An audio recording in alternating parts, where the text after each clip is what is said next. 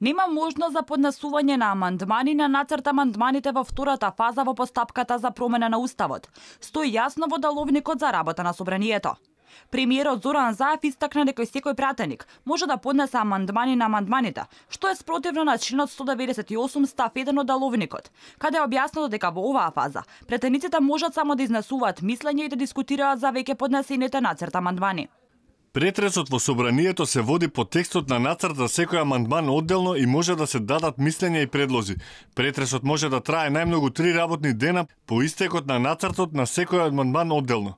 Пратеник во текот на претресот може да говори повеќе пати во траење од вкупно 20 минути, а координатор на пратеничка група вкупно 30 минути.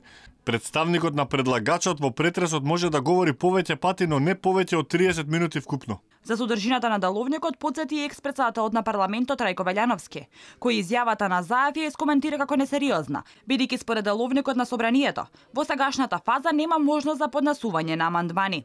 Деловникот за работа на Собранието на Република Македонија е јавен документ, достапен за сите. Пратениците сегашни и бивши сигурно знаат, но не и сите граѓани на Република Македонија дека во втората фаза на нацрт амандманите нема можност за поднесување на амандмани. Затоа изјавата на Зоран Заев е помалку несериозна. Телевизија Алфа се обиде да добие одговор од спикерот Џафери околу ова прашање, но тој не одговори на нашите повици.